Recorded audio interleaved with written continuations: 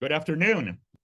My name is Gaston Alonso. I am the director of the Ethel R. Wolf Institute for the Humanities at Brooklyn College, and I am excited and I am honored to welcome you to today's event. This is the last of a 12-part series we've been hosting to celebrate recent books by Brooklyn College faculty. Today, we celebrate Advocacy and Archaeology, Urban Intersections, co-edited by Brooklyn College anthropology professor Kelly Britt and Dr. Diane George. Please join me in giving a round of virtual applause to Kelly and Diane and their collaborators, Margaret Purser and Elizabeth Mead, who are joining us today. I have been really excited to host this event. This is, I think, a really thoughtful and important book. The volume explores how to practice archaeology as an active advocate for social justice, especially at a time when we're encountering a very organized and active campaign against those who teach, who research, who advocate from what the book refers to as, quote, a justice and equity perspective. In the preface to the book, the editors write, Derrida wrote that the past is always present in the form of a specter, a haunting. Marxism did not disappear with the fall of the Soviet Union. Rather, that particular version of Marxism died, but the specter of Marx remained as a future potentiality, haunting the neoliberal present. In the same way, the specter of a just and equitable society haunts this era of late capitalism. Social justice has never been realized in the global north, but there have been times when it has been pushed close to the surface, such as during the civil rights era in the United States. Its specter and the potentiality of a world in which it is fully realized haunts this volume. We hope to show that archaeology can and should be a way to bring this specter to life, right? To bring this specter to life, right? Now, as someone who's outside the discipline of archaeology, I will say that the volume forced me to grapple with the kind of historical role that my own discipline, political science, has played in building practices of empire and control, inequality and injustice, and to think through how those practices can be challenged and to imagine ways to bring this vector to life. I think regardless of your discipline and of your background, engaging with this book and engaging with today's talk will push you to reflect on these urgent issues. And with that, let me introduce Professor Britt, who will introduce the other speakers and lead us in conversation. Kelly Britt is an assistant professor of anthropology at Brooklyn College and the Graduate Center of the City University of New York, as well as the director of the Center for Brooklyn and the chair of the Museum and Cultural Organization Studies minor at Brooklyn College. Her collaborative projects are located in urban settings and focus on gentrification, climate change, and trauma. She also works in a collective of anthropologists who are exploring COVID-19 materiality as a response to trauma. And with the Van Cortlandt Park Archaeological Legacy Orphan Collection from the NYC LPC's Archaeological Repository, the Nan Rothschild Research Center. These research themes are highlighted in her writing, including her latest edited volume, Archaeology and Advocacy, Urban Intersections, which is the subject of today's discussion. Professor Britt, the microphone is all yours. And again, thank you everyone for joining us. Thank you so much, Gaston, for that incredibly generous introduction about myself as well as the book. And I really want to thank you for allowing us to be here and for the Wolf Institute for the Humanities for sponsoring the event today. And a special thanks to everyone that joined us via Zoom. Before we get going, I just wanted to start off with a land acknowledgement. So as we gather today from various locations across the globe, many of us are doing so while sitting on unceded territory stolen from Indigenous people. We must acknowledge that the land on which Brooklyn College sits is the traditional and unceded territory of the Lenape. The Brooklyn College community acknowledges that academic institutions, indeed the nation state itself, were founded upon and continue to enact exclusions and erasures of Indigenous peoples. This acknowledgement demonstrates a commitment to beginning a process of working to dismantle ongoing practices and legacies of settler colonialism, and to recognize the hundreds of Indigenous nations who continue to resist, live, and uphold their sacred relations across their lands. We also pay our respect to Indigenous elders past, present, and future, and to those who have stewarded this land throughout the generations. We acknowledge the enslaved and free Africans and African Americans whose labor and lives built New York City, where our host Brooklyn College sits today. But we also know that this acknowledgement is neither sufficient nor complete, but it is part of a process of learning to become more thoughtful and negotiate new and equitable ways forward. Therefore, if you wish to put words into action, please visit the Lenape Center website for more information on how you can support or donate. The link will be in the chat.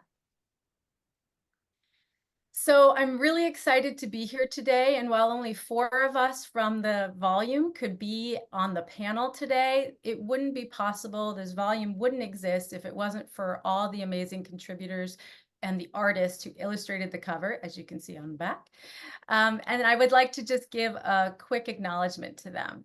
So this includes Joan Geismar, Douglas Mooney, Anna Edwards, Matthew Laird, Meredith Lynn, Nan Rothschild, Diana Wall, Elizabeth Martin, Maria Fernandez Uvalde, Hugo Benavides, Christopher Matthews, and Janaid Williams.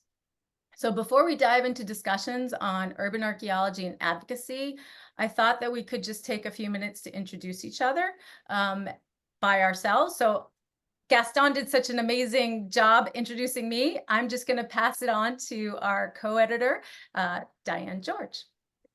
Hi, everyone. I'm super excited to see everyone here. Kelly and I have been talking about this book for a long, long time. It was Kelly's brainchild, so I have to give all the props to her. But I loved working on it, and I loved working with all of you, all of the people Kelly just mentioned. So I want to say thank you, and also thank you to Gaston.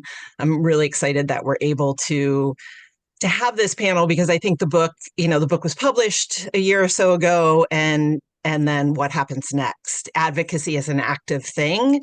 And so it's great that we're continuing to talk about it and bring it into the present. And I'm supposed to introduce myself.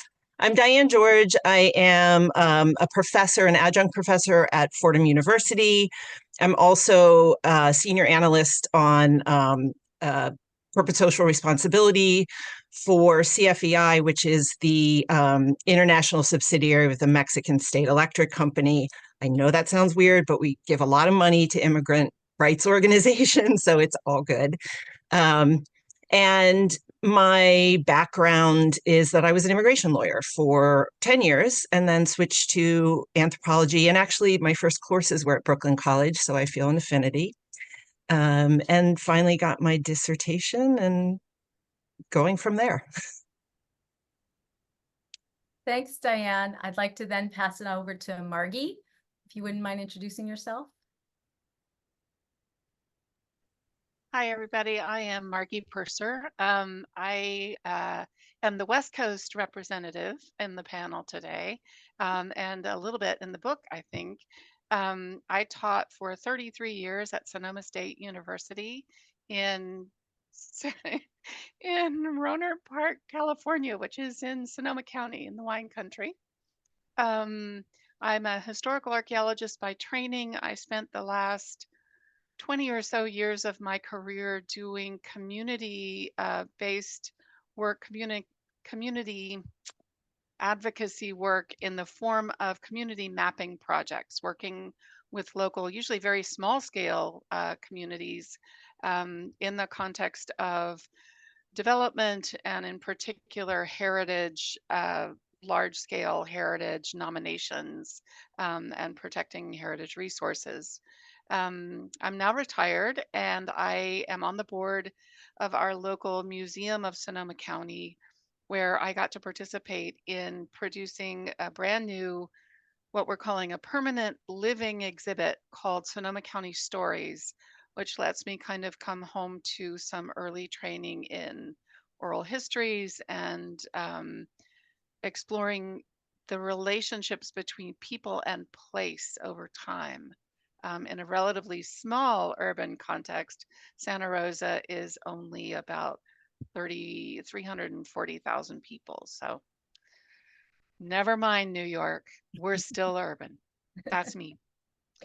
And I'm going to hand it off to Elizabeth. Hi, everybody. I'm Elizabeth Mead. Thank you again. I'm going to share Diane's thanks to everybody for organizing this and for inviting me to participate.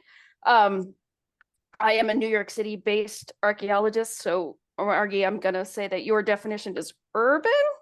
So I am not an academic. I'm in what's called cultural resources management. For anyone who's not familiar, that's kind of the business side of archaeology. So I work on development projects subject to environmental review legislation. I work for an engineering and environmental planning company working on lots of projects around New York City. I'm also a CUNY alum, so I'm happy to be here at a CUNY event. And my kind of specialty is documenting historic period cemeteries throughout New York City. So I'll be talking about that a bit tonight. Thank you. Thanks, Elizabeth. So before we dive into sort of the questions that we have for the panel to talk about today, I just wanted to say that every good story has an origin, and this volume is no different. And I'd like to say that it started out of these amazing discussions that we had, all of them here, as well as many people that are on this Zoom call as well. I can see some of the contributors and other fellow archaeologists in the Zoom boxes, from a Society for Historical Archaeology session, which was on the same topic in 2020. It was literally just weeks before the COVID-19 pandemic sent us into lockdown, and before we all knew what Zoom was and what these little black boxes were. So it's hard to believe that this grew out of a world before then. But it was a labor of love, as Diane has stated, and it really grew through the pandemic. And it's so timely in so many ways. As the four of us were talking to prepare for this, we kept mentioning the timeliness of this volume. And we'll be talking a little bit more about that today as well. So for those of you that are not familiar with the book, it's really focused on urban intersections of advocacy and archaeology, and this includes heritage management as well as historic preservation. So work that both Margie and Elizabeth do, and many others in our audience. And those of you that are in the audience that are also not familiar with how urban archaeology differs from other forms of archaeology, one way to sort of think of it is that urban archaeology is really archaeology of both in as well as of cities. So it's the archaeology that's done within the sort of urban confines of a space, but also about urbanization. Because I know there might be some students out there in the Zoom land. So for this volume, we focused on advocacy and activism, but the question really started with, how do you define this? And how did we define this for the volume and for the contributors? Diane and I really talked about this a lot and thought that, you know, there really isn't a fixed definition for this. And therefore, we really wanted to keep, for the purposes of this volume, the definition very broad. So for the purposes of today, as well as the work that was done in the book, it really involves around archaeological resources or praxis that was aimed to make the world a more just place. So this includes both direct action, things like protests, lobbying, policy change, things that most people probably associate with advocacy and activism, but it also includes indirect acts, such as creating a resource for community members to use as empowerment, or curriculum changes, exposing genealogies of power and then challenging them with alternative narratives. So as we dive into more of the discussions today, the panel might bring out their definition of advocacy. And I just wanted everyone to know that this is something that's fluid. And we'd also really love to know what you think of as advocacy. How do you define it? So feel free to put that in the chat. We'd love to see that as well and continue this conversation. So the discussion today will focus on the volume, but also on present thoughts of the subject matter. So I have a couple of questions. I'm going to serve as moderator, but also partake in them. And I'm going to open it up to others towards the end. So we're going to start off with one question that really was what was driving the book, is how do you see advocacy or activism and archaeology working together? So I thought we could start off with my wonderful co-editor, Diane George, to give us a little bit of your thoughts on this.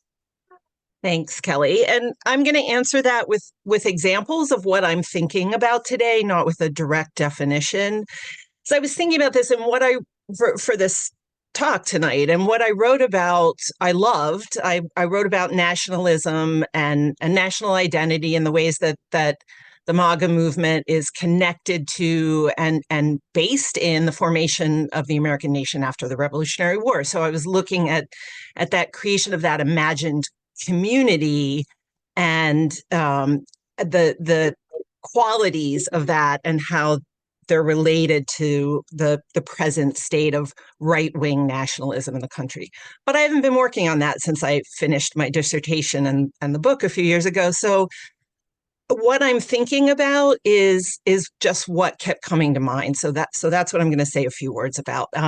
There's two areas that I'm really thinking a lot about. One is the use of material culture to inform, to challenge, to educate, to broaden people's perspectives.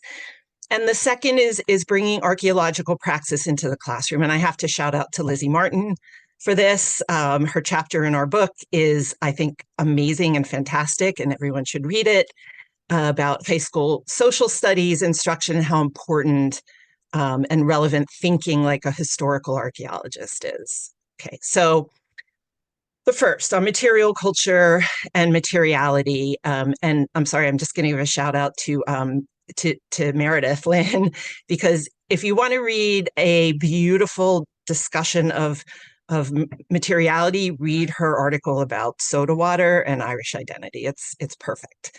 Okay, so material culture. I've been thinking a lot about Jason De Leon's work on immigration policies since I'm working in immigration now, and U.S. policies that deliberately channel migrants through the Sonoran Desert, which literally erases them. The desert literally erases bodies. He started as an archaeologist, and then he did this ethnography that incorporated, participant observation and biological anthropology and archaeology, doing archaeology of these very ephemeral migrant sites. And he exposed the policy. He exposed the results of the policy, which is that thousands of people have died in the Sonoran Desert. Thousands more have gone missing and will never be found, probably. So using the materiality of this and the reality of this environment and all of the things that make up this hostile terrain, as he calls it, to expose policies, to, I think one of the things Kelly said was to expose genealogies of power. And that is what is happening here. He also started an organization called the Undocumented Migration Project. They put out water along migrant pathways, but they also have this interactive art exhibit called Hostile Terrain. And if you haven't seen that, I'm going to put the link in the chat because it's fantastic. I have had students participate in that a couple of times. They did it at Fordham, both at Lincoln Center and Rose Hill. And so both times I had students write out toe tags for the people who have been identified in the desert. The act of creating that material object is profound for them. It is something that they would not forget. And then also seeing the dimensionality of the map. So those tags then get put onto a map, they're geolocated, and it's this thick three-dimensional map of all the places that deceased people have actually been found, with their names, if they're known or unknown, and what they died of. And so the students are really just impacted profoundly by this. So again, that materiality, I could stand there and talk about it, but it's not going to have the same impact. So to me, that's advocacy. We have a way of looking at material culture as archaeologists. And I think that's one of the key sites of of advocacy for archaeologists. Just going to mention one other immigration thing quickly, just thinking about borders, which is a huge issue now, especially with Texas, and Texas taking these matters into their own hands and putting up razor wire, and migrants dying crossing the Rio Grande because of what Texas is doing. There's a great talk that was given by, I think he's Iranian, Swedish, Shahram Khosravi, and he talked about the object biographies of border walls. So looking at the materials that are used in the southern border wall and how they come from these colonial imperial projects, like razor wire, for example, comes from Manifest Destiny, the expansion of, the U.S. imperial project to the west, and roping off land with what indigenous people call devil's rope, and how that is now used in the border. So those object biographies are something that we do really well as archaeologists. And then the second thing is education. So students need to be taught to think like an historical archaeologist, if I can quote Lizzie here. Teaching students how we work with archives, with material culture, how we look at archives as artifacts, but also what really struck me about Lizzie's chapter was the idea of sitting with ambiguity. As archaeologists, we learn to sit with ambiguity, and we don't have to have a single grand narrative of history.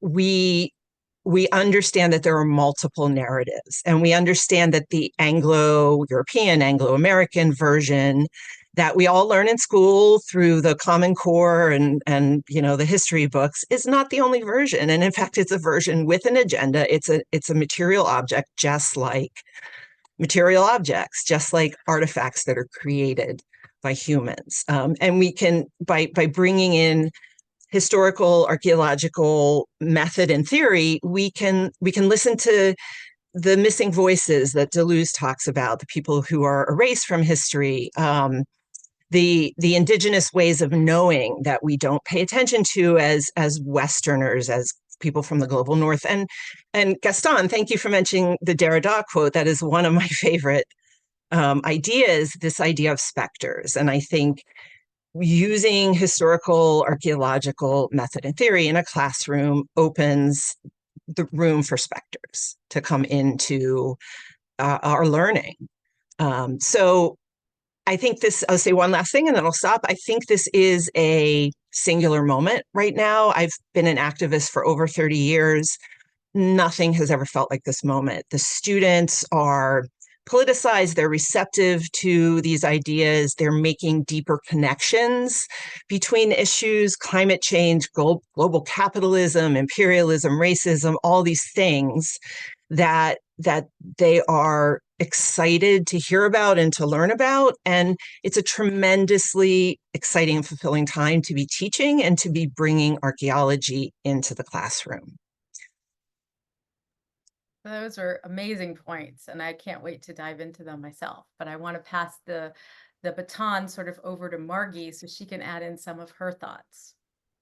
All right. Well, I could just make it simple and just say what she said. What she said, and that is in fact the great joy of this book and working with everyone together, is that the more we talked, the more convergence emerged, and the more excited it made me personally to see where things were going. But I was in this gloriously luxurious position of being the discussant on the original SHA session that Kelly talked about, and then writing what we called the introduction, and what in the book for the publisher's purposes was called the foreword of the book. So I didn't talk about my own work.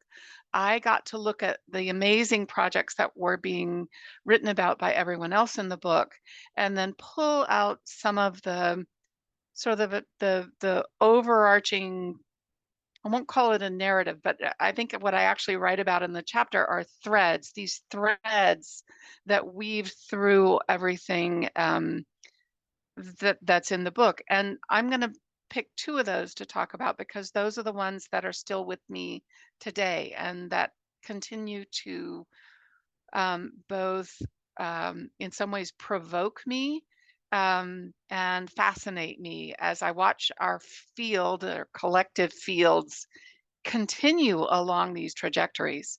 So I started with a thread that was essentially historical, and I'm going to call out for a moment that the title of the book uses an unmodified word, archaeology. But everybody in this book, and in fact, many of the people on the screen so far, including me, have said that we are historical archaeologists.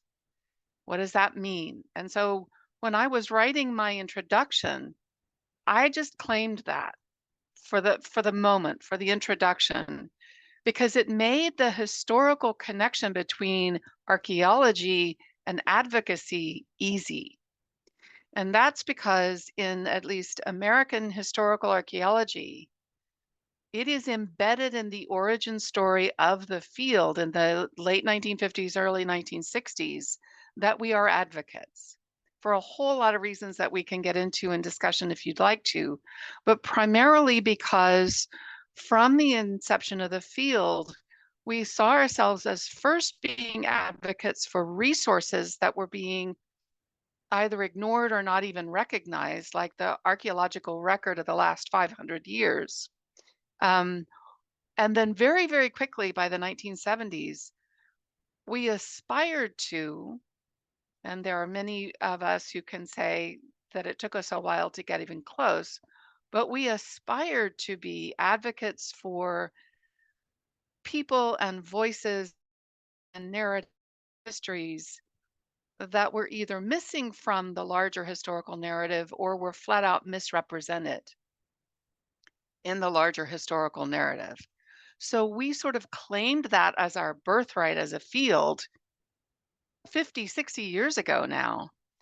And then we evolved from that to where many of the papers in the chapters in this volume are, which is we've gone from being archaeologists who were advocates for people in the past and for lost voices and lost communities to advocates working with communities in the present, using archaeology as a means to, I'm going to call out Elizabeth's work and Doug's work here, even just the act of making a map of where all the lost cemeteries and burial grounds are in a place like New York or a place like Philadelphia is an act of restoring erased histories. And we're not doing it as the great authority in the white lab coat, but we're doing it the way Kelly and everyone else really in the book is doing it, which is with communities and with the active participation and direction of communities, as opposed to standing aside as the expert. So that was my first thread, this long historical arc through our field, which actually it turns out brings us, and this is my second sort of thread, into convergence with a lot of other fields and subfields. So Jason de Leon's work that Diane referenced is considered an example of contemporary archaeology. There's another modifier, right? We are really reaching a point, particularly now with the active involvement and activism by Indigenous scholars to demand participation in the work of representing Indigenous pasts, to a place where we can just drop the modifiers. We're having a discussion in California right now in our professional organization about stopping all use of the word prehistoric. We've just had it. We're done. Or at least some of us are done. I can't claim the entire membership of the SCAs there, and I would not do that. But the fact that we're even having the conversation, I think, is remarkable. And that also brings us in parallel with many other fields, such as public history, the people I work with in heritage studies, the people who work in public heritage management, community studies, you name it. So that's our one trajectory. Our other trajectory that I would call out here that I hope people will talk about is not a historical one. It's a change in the focus, or at least an addition to what we think matters. Because as much as as the material culture that Diane was talking about has always been our focus, and it is our empowerment. It is the data that we can use to force the arguments and to force the conversation to shift. But to reference her comment about curriculum, I ended up in the chapter that I wrote writing about something I called archaeological habits of mind. Yes, indeed, Lizzie, we do think like archaeologists, and especially historical archaeologists, and we don't have to be digging holes in the ground to do that. And that thinking like an archaeologist, when you take that into work in community contexts, means that what happens is that it's not just the stuff that you dig up, the product of your archaeological research that has value. It's the process. It's the doing of archaeology with community, in the service of community, that is how advocacy and archaeology are increasingly linked. Because we may be directing that process, we may be advising that process, but it is not our process alone. And that is a revolutionary shift in our field that ties advocacy and archaeology together, not just in terms of what happens to the data and how it's interpreted, but in the act of recovering the past in the present for a different future. That's us. I'll stop there. Absolutely. I feel like I should get out and just start, clapping and doing a wave or something like that. I couldn't say it better. I'd like to now pass it over to Elizabeth so she can give us a little bit of thoughts on how she sees these two connect. Sure. So my chapter of the book is co-authored with Douglas Mooney. He's a fellow cultural resources management archaeologist based in Philly. He's very involved with the Philadelphia Archaeological Forum. And as Margie alluded to, my dissertation project was essentially trying to document as many historic period cemeteries in New York City and creating a large map. And Doug has with the Philadelphia Archaeological Forum, or PAF, has done the same thing in Philadelphia. And as working archaeologists, people who do this for a living, Doug and I are both all too familiar with just the frequency with which human remains get disturbed in urban contexts. The nature of urban areas, the constant development and redevelopment very frequently leads to the destruction and redevelopment of cemetery sites that either go unprotected, get forgotten about, and left behind with no concern for the human remains.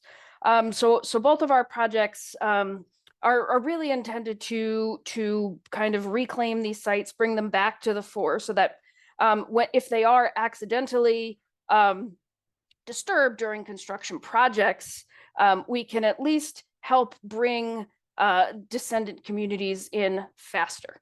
So in this way, kind of through these mapping efforts, through these just trying to generate more and more public recognition, it's ways of both being an advocate for the deceased population, protecting their actual remains, but also serving as an advocate for their descendants living in the present and trying to relink them.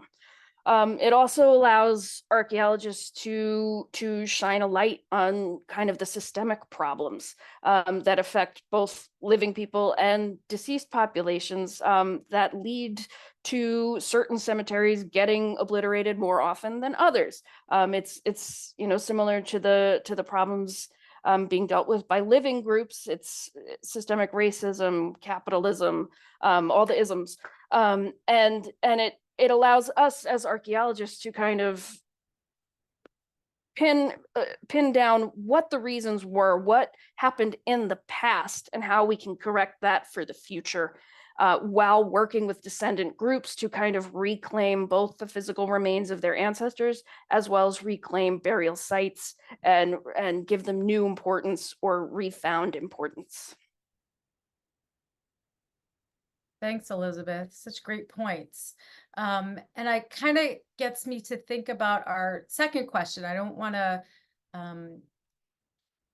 sort of dive into it too soon, but it really seems like that's where the conversation's going. So I'd like to sort of go with the conversation. But we talked a lot when we met earlier about what the most pressing challenges are, whether it's in theory or whether it's in practice, particularly faced by urban archaeologists. And as Margie had also stated, you know, historical archaeology and urban archaeology are really tied in this advocacy component. I don't think you can disentangle them in any way. And I really think in today's context, we have very different challenges than we did, say, 10, 20, 30 years ago. And so I want to get your thoughts, because you're all coming from it from a variety of different viewpoints of today, whether it was from your case study that you talked about, my case study as well, but also even in this last year since it's been published, so much has happened, and it has even started to evolve even more. So maybe Elizabeth, since you just were talking about your work in New York and Doug's work in Philadelphia, maybe you can sort of jumpstart us on that. Sure. I would say that as someone working in the development field, one of the biggest roadblocks is just the nature of that work, of that job. You don't get to pick your site, you don't get to pick your client. You hope to win work so that you can do the best job, but there's a lot of competing interests at stake. So, you both have to do your work for your client, for the developer, and whatever they're hoping to accomplish out of the project. You have to work within the frameworks given to you by local, state, federal government agencies. That has limitations. We're very lucky in New York to have really good environmental review laws that forces developers to do archaeology. That's why I have a job, and a lot of people on this call have a job. But the laws aren't perfect, and they're not great. Up until the past year, New York State didn't even have a law that protected unmarked burial sites. There was just no protections. There was nothing stopping a developer from going and digging up a known burial site until they start digging up human remains, and then you just kind of have to hope they call 911. And it's the same with Philadelphia, as Doug wrote about in our chapter. So the laws that protect human remains don't always help the archaeologists actually do the work that they need to do. So part of what a CRM archaeologist has to do is kind of sometimes figure out where the advocacy fits in with what your project is. And different groups are going to relate to different sites. They're going to be different types of backgrounds, different types of history. So you're not going to get a clear opportunity with every project. You're not going to get the same opportunity with every project.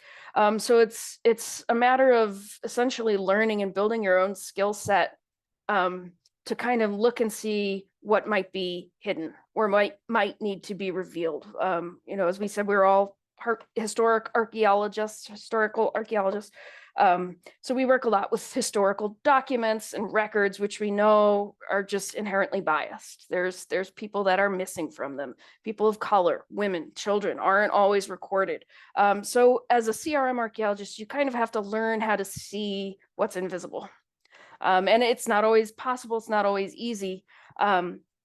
Sometimes there are people trying to get you to not report that. So it's a matter of both building your own skills to identify what you need, and kind of just knowing when and where to speak up, how to sneak in advocacy sometimes when you don't have another opportunity, and really just being willing to stick up for anything you feel really strongly about. I love that, and I can't agree with it more. I think what's so interesting about the challenging times today, as Elizabeth, you just stated, is sometimes you need to sort of sneak it in. And I think, Margie, you brought up the awesome example of language, right? We're anthropologists, we're archaeologists, but just shifting language can have a huge effect.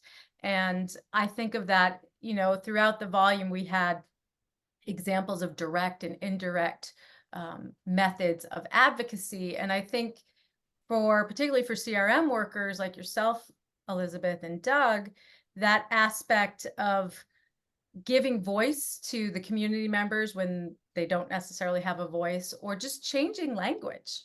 When I was at FEMA, I had a very similar situation where just getting folks to use particular language when dealing with tribal nations was huge and started to shift an actual mindset, because you start to think about things differently. So thinking like an archaeologist is really pertinent here. Margie, what are your thoughts on all of this? Oh boy. Well, one of the things that struck me when we were getting ready for this event is, you know, I to a certain extent it was a bit of a rhetorical stance, because when you write the introduction, you have to do some kind of dramatic setup. But in many other ways, it really wasn't. As I was writing the original introduction, I was so blown away by how, when we stood on up at that podium, you know, in January of 2020 and gave these papers, we had no idea what was coming. Not just COVID, but the US elections, the turmoil and the uprising and the rage, righteous rage, that became Black Lives Matter, and everything that summer out of the George Floyd murder. And it was international. And it was like every time I looked on the web at the headlines, there was another thing happening that brought me back to the things we talked about in the session, in terms of absent histories, in terms of um, actual denial of history, the whole um, backlash over the 1619 project, for instance, speaking of curricula, um, kept bringing me back to this notion that I had posited all of what we were doing as this moment in time, but here we are a year later, and that kind of transformative, massive change is still rolling on. So I think, Kelly, you're right. We are in a major transitional moment here. And a lot of what I see at the moment, both as a challenge to doing advocacy, and also, if I get, you know, not to be too, you know, blue sky about this, but I can't help but make myself also try and figure out how to see it as an opportunity. What I've started to see lately are people who have been doing this kind of advocacy work for a while in the context of very immediate social justice issues like we were just talking about, racism, gentrification, etc., who are taking these tools and this perspective, this way of thinking that's been developed in those contexts, and they're applying it in places like climate change, disasters that are occurring, impacts that are happening to community that also have a massive social justice component to it oftentimes, because what kinds of communities are most impacted, right, by the disasters? So I'm not denying that. But what I'm suggesting is it's evolving. This perspective and this idea that you can't separate archaeology and advocacy anymore. If you work in this field, you will be working in contexts where, whether you sneak it in or whether you are asked to do it, or whether you find yourself in a situation where you are being told you cannot expose that history, you cannot say, right, that this injustice has happened. All of that is going to push us in the direction of being more articulate and more sophisticated with this kind of advocacy. Mass migration is another one, to go all the way back to what Diane was talking about. One of the things I wrote about in the original introduction that has only become more dramatic, and that I see as one of the challenges of urban archaeology, urban heritage management, urban placemaking going forward, is that the level of human dislocation that is coming over the next 40 to 50 years dwarfs the refugee crisis we have now. And people are going to overwhelmingly be heading to cities at a moment when our cities themselves are under all kinds of challenges, whether it be from climate change, et cetera, et cetera. People coming newly into a city, this is something I deal with every day in my own city. You know, people coming from Michoacan today are regularly told they have no heritage here. Santa Rosa is Cabeza de Santa Rosa Mexican land grant. People, yes, they have heritage here, but it's also complicated, right? Newcomers to a place desperately need a place to perform and to practice and to invest in their own heritage and in the placemaking in the new place.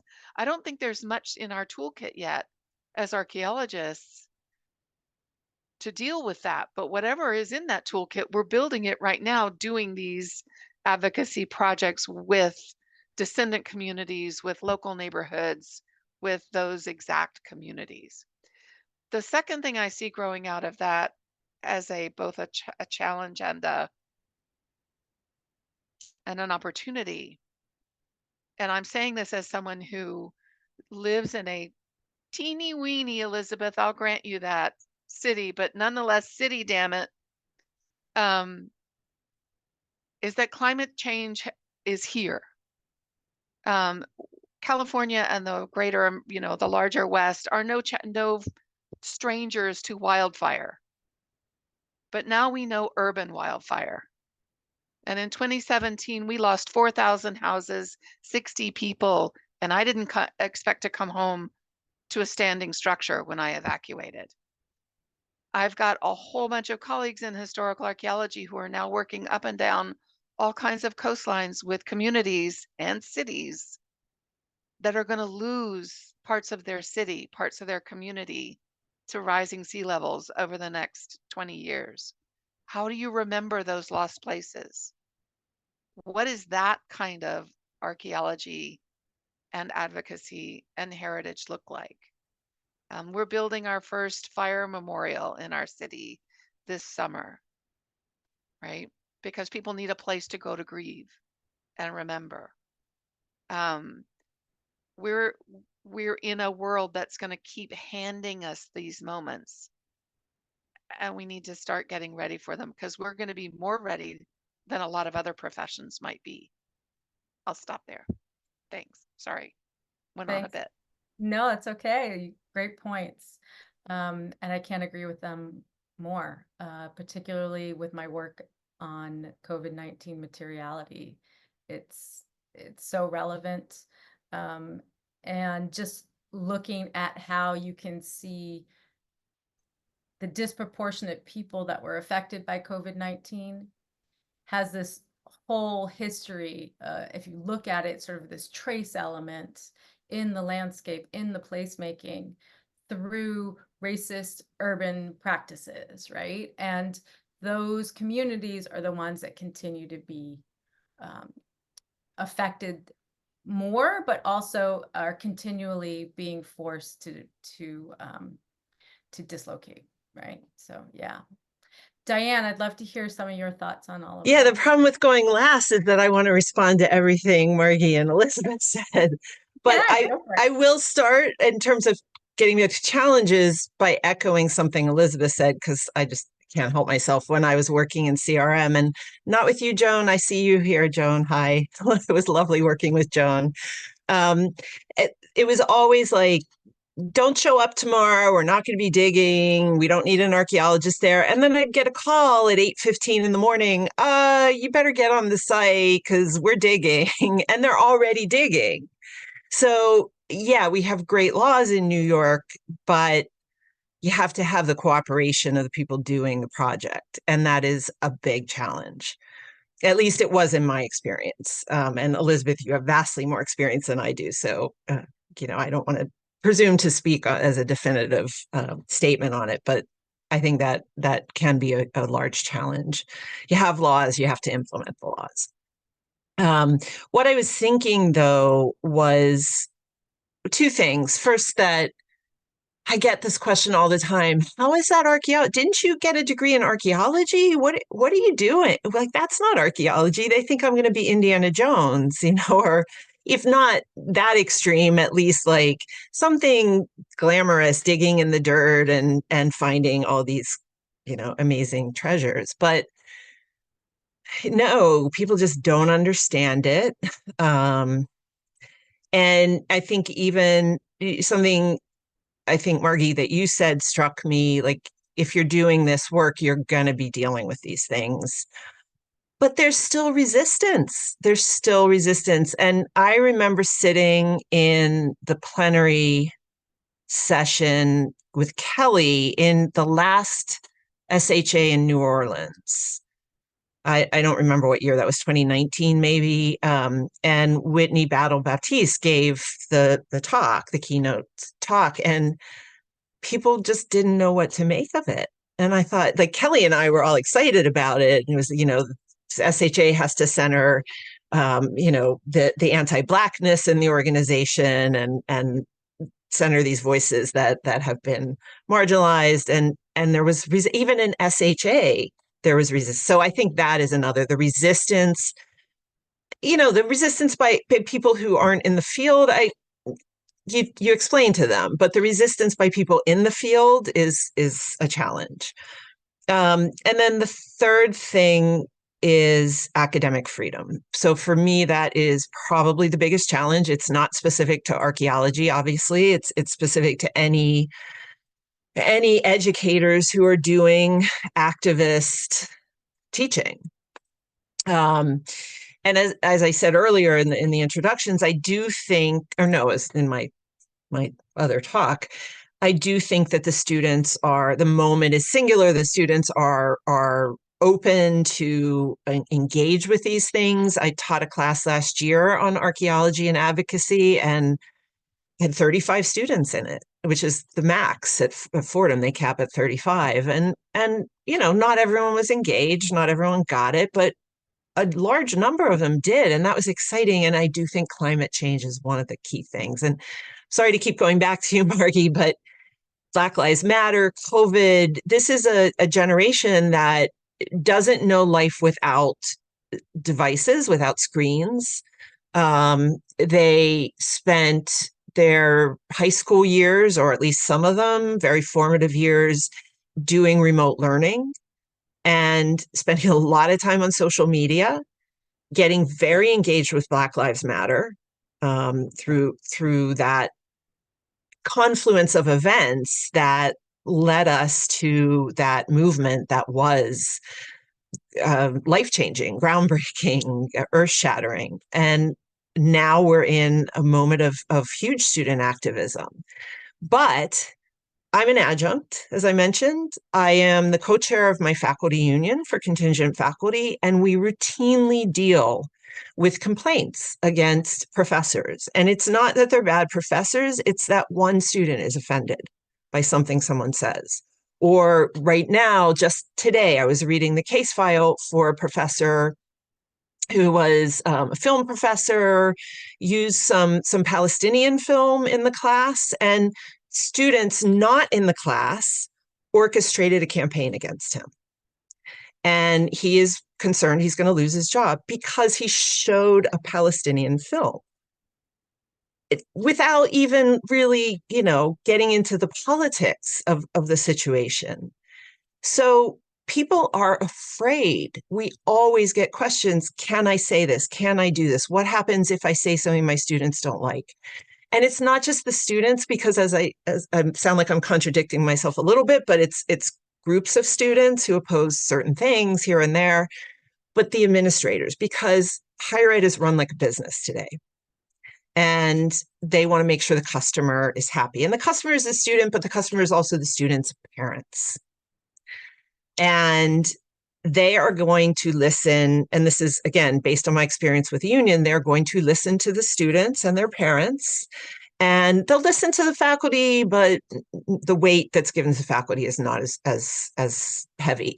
And Kelly and I did a discussion session at two of the conferences, and now I'm forgetting what we called it. The Age of Unreason, that's what we called it, where we talked about this issue of academic freedom. It's, the right wing doxing professors who are seen as radical, talking about systemic racism is radical, talking about the capitalism may not be the only economic system because there's been thousands of others throughout human history, but that's Marxist, that's communist, and then they post you on social media with your details and dox you. So these are the challenges of using archaeological advocacy in education. That was a great way to sort of sum up that question. I can't think of anything else to add to the three of you. You really captured so many aspects of the major challenges that are happening today. And a lot of these go beyond the urban context, right? And beyond archaeology. Diane's point exactly would go to all disciplines, really, right? So I know we are in the aspect of time, we wanted to sort of have questions and comments. So I'm going to hand it back over to Gaston and see where we're going to go from here.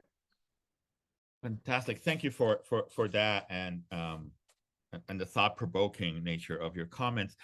We are open for questions. So if you want to put your hands up, we'll call on you. Or if you want to put the question in the chat, we are happy to read the question for you.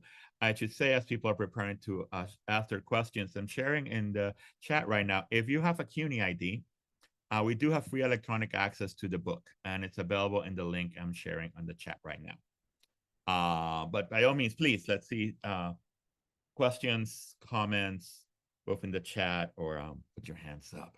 Gaston, can I just also add, since we have a lot of the contributors here in the Zoom room, if any of them would like to share their thoughts on any of these questions that came up today, that would be wonderful. So perhaps let's if there are any contributors first, and you want to join in, just put your hand up and I'll unmute you, and then we'll move to questions from the audience. I know I have some, but I want the audience to ask. So any contributors who are on who would like to share? And I will say, having read the book, I highly encourage people to engage with the book because all the chapters are really fantastic. And it was a pleasure to learn from you. So are there any contributors? Okay. Any questions from others in the audience or comments? Yes. John, you want to jump in? Let me, John, we need you to unmute yourself. I just allowed you to. And Gaston, I think Meredith was also going to say something. Go ahead. I'm still mulling over what I'll say, except that no, I'm not. I'm going to go age before beauty. No, I'm going to go first. I find all this absolutely fascinating. I really do. I also am old fashioned, and Diane, I'm sorry, when they tell you you can't come and then do come, it's not they have anything against archaeology. It's just the nature of construction. So I do take it, I do take it under advisement there. But I find all this very interesting because it's taking archaeology, I guess you could say, to another level. On the other hand, I can't help but say you can't ignore what archaeology is, which is collecting not only information it's collecting information from whatever source that tells you what you need to know. And there's nothing I enjoy more or love more than finding out something I didn't know before, or looking at it in a different way, or giving some information that was never there before. But I can't help but say archaeology is a material culture, is definitely part of it. And I don't want that to be lost. That's all when we talk about it. But what you all are saying is fascinating and mind-bending in a way. And I thank you all for it very much. And now I'm going to say goodnight because I have to leave. And thank you for giving me 2 minutes. Bye-bye. Thanks, Joan. Meredith, you want to go next? Oh, sure. I just wanted to say thank you to Kelly and Diane and to Margie for the book, and Elizabeth as one of the contributor, along with me and Diana Wall and Nan Rothschild and Joan. It's just been great to be part of this book, and I'm happy to hear this conversation. It gives me a lot of encouragement, because one of the things I think about doing any kind of work in archaeology, but especially work that is activist, is that it's slow, or can be very slow. It can, glacially slow. It requires often relationship building, lots of time spent outside of the ordinary time that you might be working on analyzing artifacts or writing up reports. It's or teaching classes. It's often, those extra emails on the side, going to community board meetings, doing lots of extra things, and oftentimes not seeing results of it very quickly. I mean, I guess in some situations you can, but so I guess I just wanted to put that out as another challenge: the slow pace and the need to kind of stay engaged, build relationships, and just try little by little.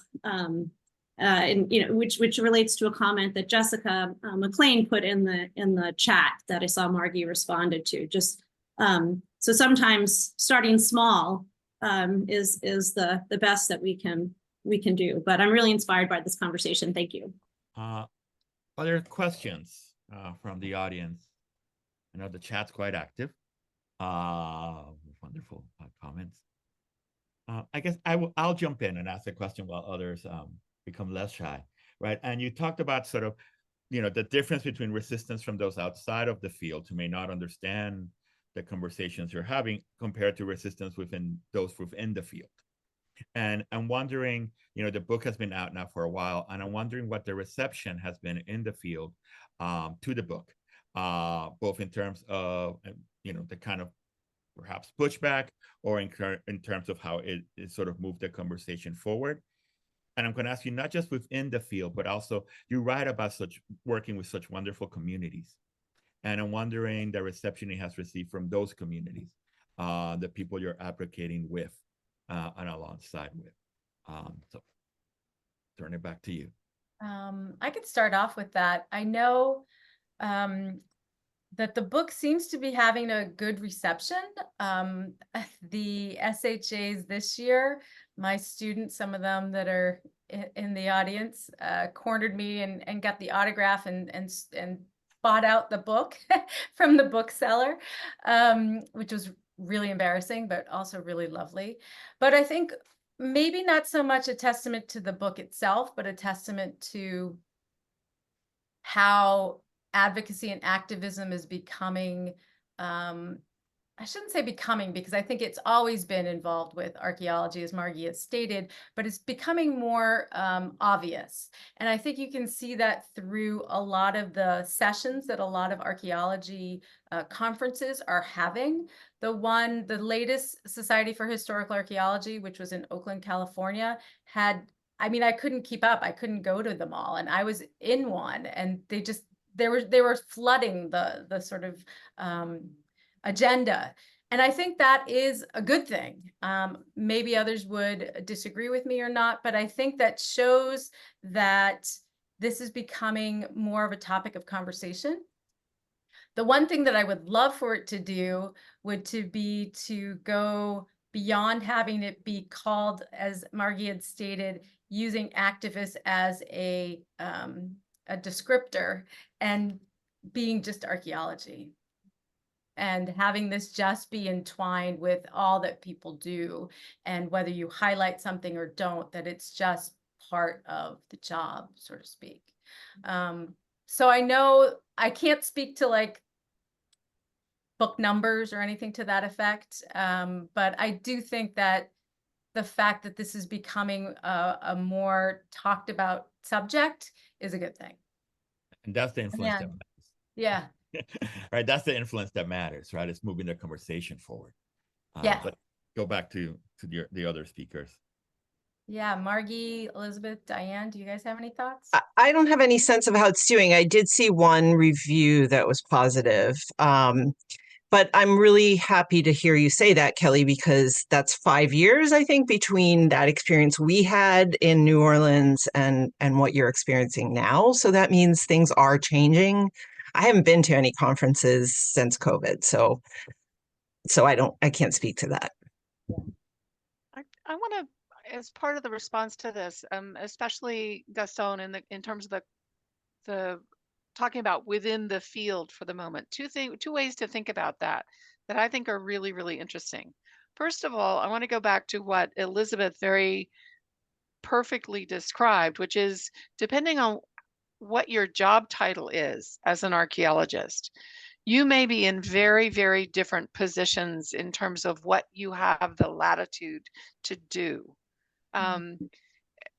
Each let's really, really simplify this, and the more I work in museums, the more I realize how simplified this is. But let's for the moment pretend that there are academic archaeologists and public archaeologists or CRM archaeologists in the United States. There are many, many, many more kinds of archaeologists, but let's just pick those two. One is constrained, as Diane very carefully laid out, not so much by we from the outside, academia looks like this wonderful free place. If you've been inside it for 20 minutes, you know it's not. And that freedom can be taken away in a moment, not without a fight, but it can be taken away. Elizabeth, on the other hand, is talking about not just the constraints of working with in an urban context with the kind of scale of development that goes on, but also you are working within the legal framework. You must work within that legal framework. And that legal framework doesn't always help you out the best. So one of the things that we talk about in our graduate program in cultural resource management, two things, is that you can be someone who does, quote unquote, this kind of archaeology. But it's going to take you not just a long, as Meredith was saying, but you have to pick your battles, and what you're going to do, what you're accomplish, how do I say it? Sorry. What you accomplish will build over your career. But you know what? That's what happens in academia too. So one of the things I would say, especially to what I'm thinking is 2 blackboards full of student names here, is remember to be patient, because you really are building an entire trajectory, an entire career, says the retired person on the screen, right? And the amazing thing is it really does build that way. You really do get to move the needle, and you're part of a discipline that is moving its entire disciplinary focus and goal and nature in that direction. So come and ride the wave with us, right?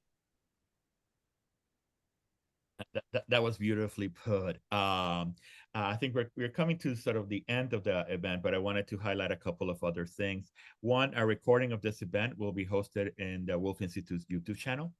So, I encourage you to sort of share it so we can make the conversation wider. That's the first thing I wanted to say. The second thing I want to say is that I want to point out a comment in the chat from a student who writes, here for extra credit for a class, but this was insightful. Archaeology as an unraveling silence history. Love that. And I love that comment. And it is, I think, a testament to this conversation, that the kind of engagement that from the student that comment reflects. And so I want to use that to do 2 other things. One is I want to thank those who are with us on the call. Thank you for joining us. Thank you for being part of the conversation. Thank you for helping us celebrate these wonderful, authors, scholars, activists, and this wonderful book. And then I want to thank the speakers, and as well as the contributors who are online. I've read the book. I've highly enjoyed it. Again, it's available online, as well as order your own copy. But I want to thank you for this conversation. I want to thank you for sharing your work, for sharing your smarts, for sharing your wisdom, your guidance, and your passion It has been both engaging and thought-provoking, and also a challenge, I think, to all of us here. So thank you so much, and thank you for this wonderful event. Thank you so much. Really, really, thank you. Thank you, Gaston, and thank you, everyone. Yeah, so Yes. glad to see everybody here. Yeah. And thank you, Kelly and Diane, for having the brainstorm to begin with and bringing us all together. Thank you all for coming, and Gaston, that was just, thank you. It's so nice to get comments from someone outside the field, and that it resonated so much is really wonderful. And as you stated, that comment by the student, it always feels good. And Just as one, right? Yeah. As I'm looking at the chat, the word inspiring keeps coming up. So keep doing the work that you are doing, and thank you again Thank for you the all. presentation.